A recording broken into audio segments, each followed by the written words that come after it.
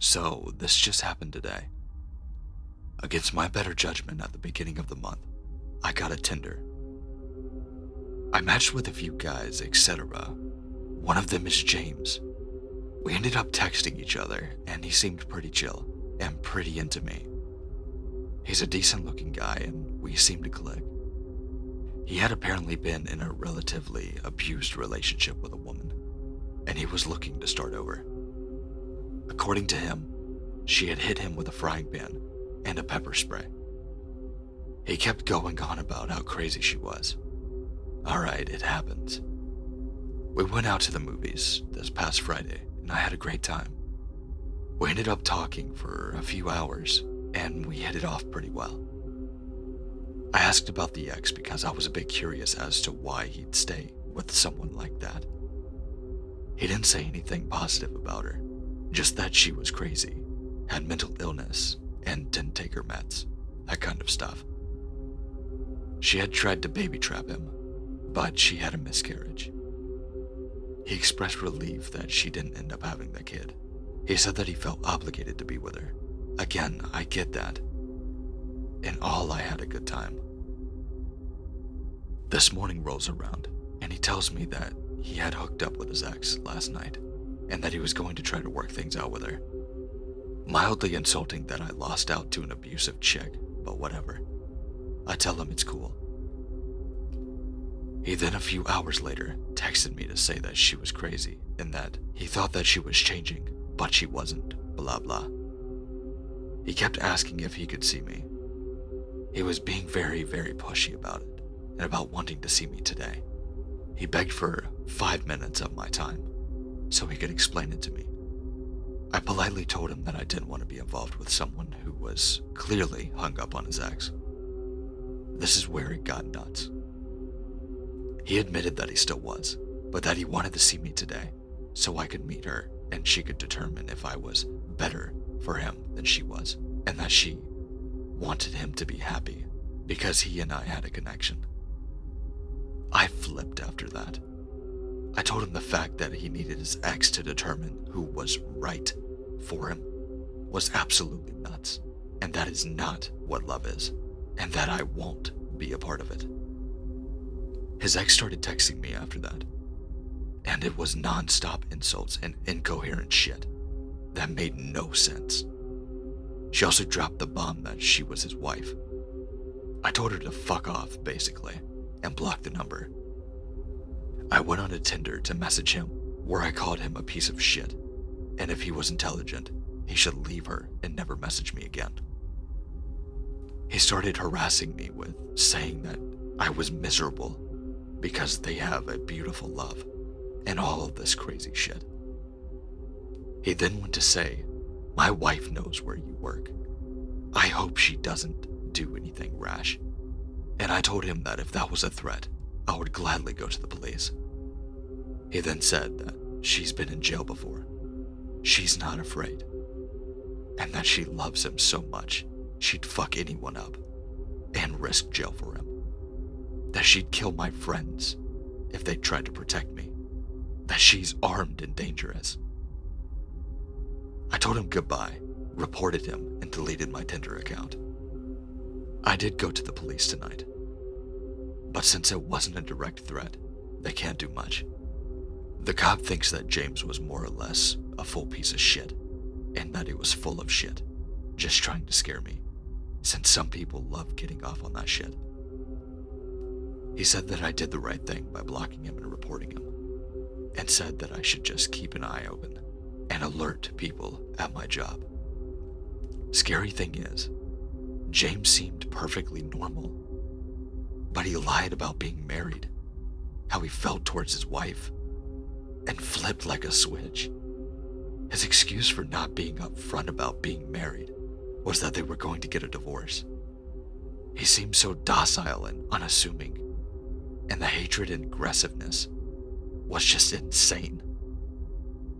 I have to honestly wonder what would have happened if I had gone to that talk for 5 minutes. I'm kinda concerned since they do know where I work. But if either one of them try anything, then the cops will actually nail them. What a weekend.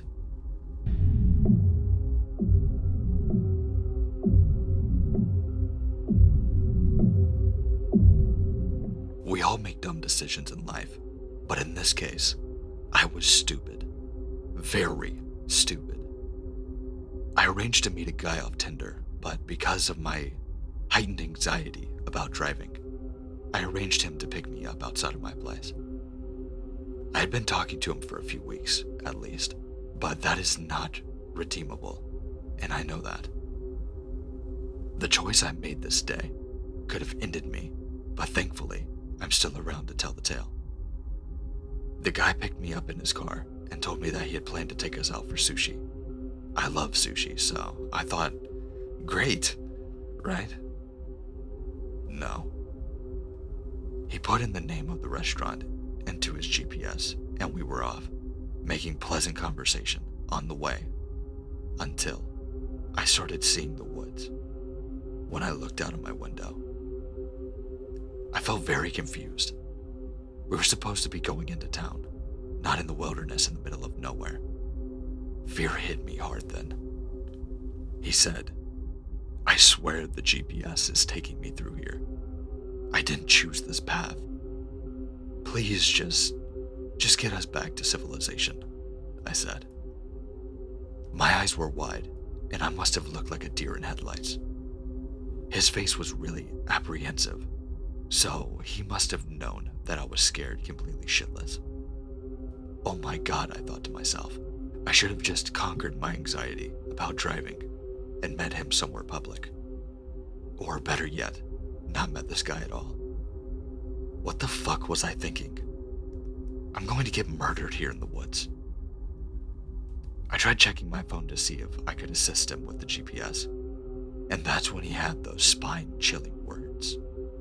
"There's no signal out here." I just remember thinking to myself, try to look calm.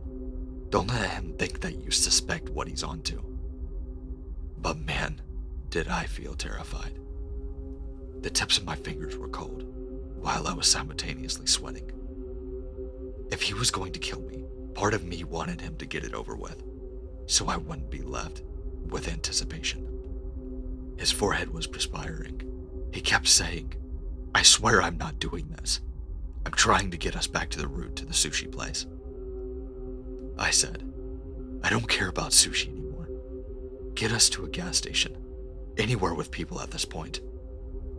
He said, "I don't have a shovel or a weapon in my trunk. I don't have anything, if that's what you're thinking." Which did little to calm my nerves. We finally reached this restaurant after what I felt like was an eternity. I'd never been so scared in my life. I didn't have much of an appetite, and I was physically trembling when we arrived. But I figured, he didn't kill me. He had a chance, so I guess I was safe now to continue with our date. I already planned on taking an Uber home, because I didn't want to go through that experience again. I was shocked out of my mind when he then asked, "So, when do you think we're gonna, I nearly choked on my piece of sushi. What? I didn't know where this was coming from, and I didn't know how he could ask me something like this on a first date when he literally saw me as pale as a ghost just a few moments ago. Like, how long do you think you'll make me wait? A day? A week? A month? I stared at him, dumbfounded. I couldn't respond. I was utterly speechless in that moment. "Well, I can't wait a whole month. I'm telling you now," he said. I didn't say anything, and the rest of the date was insanely awkward. I said goodbye as I took my Uber home, and only seconds after, my driver pulled out of the restaurant parking lot. He texted me to say that he doesn't think it'll work out, because he needs a girl with higher libido. I didn't argue, I just simply texted back, "Okay, ready to be done with this man." When the Uber driver drove me home, He did not take me through the wilderness path of a potential murder site. He took me to my home through streets, other cars, lights, and the sweet scenery to immense my relief. I couldn't help but wonder why my date took me through an hour drive through the wilderness to get to a restaurant, but it only took the Uber driver 15 minutes to get to my home from the same location. The whole thing was chilling. I don't know if my date planned on anything sinister or if it was just an honest mistake, but I am glad I made it out alive. I learned a tough lesson that night, one that I should have already known, but that I foolishly ignored for some reason. Don't let strangers from dating apps pick you up in their cars.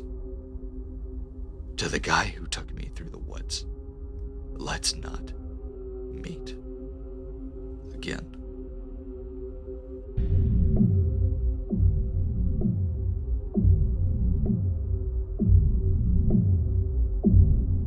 We've all had bad dates, right? This is the only date I've ever been on that rang every alarm bell and waved every red flag. I'll preface this by saying I don't go out on many dates, but when I do, I make sure I follow safety protocol by only meeting my date in public places.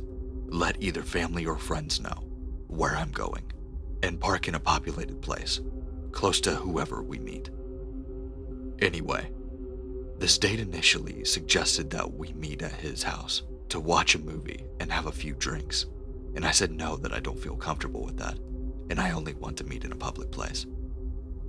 He seemed okay with this, but then brought it up a few more times, and I said if money is an issue, we can meet up another time or forget about it altogether.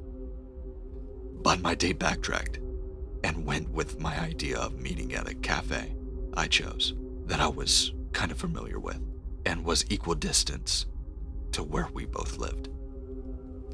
Anyway, he turns up in a 2-door, this detail is relevant, and goes into the cafe, and I follow behind and introduce myself. After a polite introduction, things begin to get weird. I order a Coke and he says, "Don't you want a drink?" I was going to pop into the bar, which is connected to the cafe, and get one.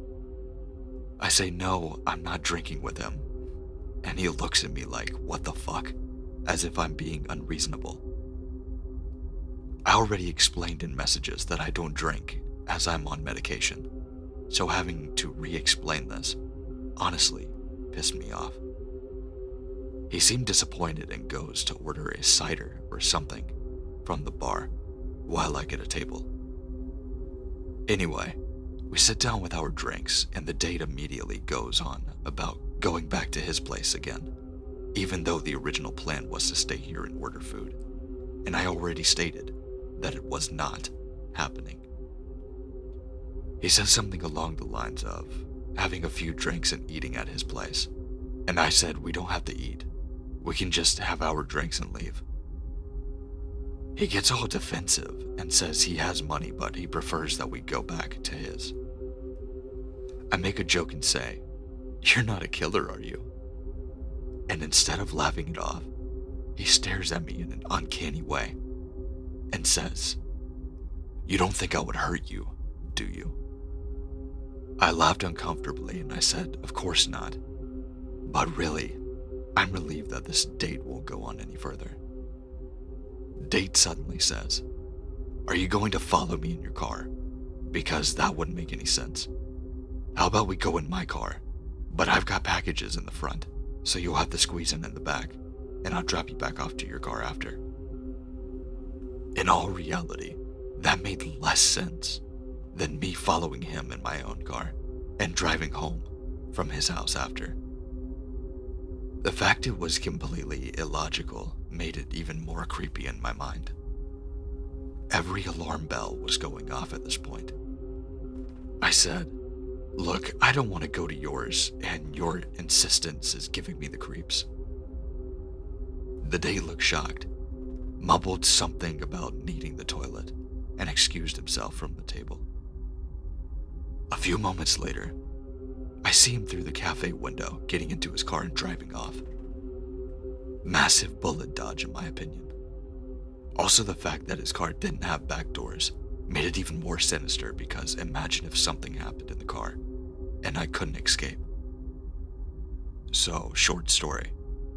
Creepy date kept wanting me to go back to his house, and when I kept saying no, he finally noped out of there, like the creep he is. I did end up reporting him on that dating app.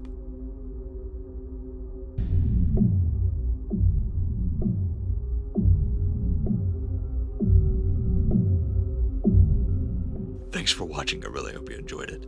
If you did and you would like to see more of these dating app stories, make sure to let me know down in the comments. Make sure to like, comment, and if you're new to this channel and you liked what you heard, make sure to subscribe. We're doing nothing but growing. I've got a lot of content and a lot more coming. I feel like you guys probably are tired of hearing that by now, but it's always coming. But make sure to check out the links in the description as well, like my Twitter, Instagram, and my Gmail if you would like to submit a story. Maybe you have a dating app horror story that I would gladly love to tell on this channel. And also, if you haven't yet, make sure to go check out the channel members stuff. I've got a video out right now and a couple more coming very soon.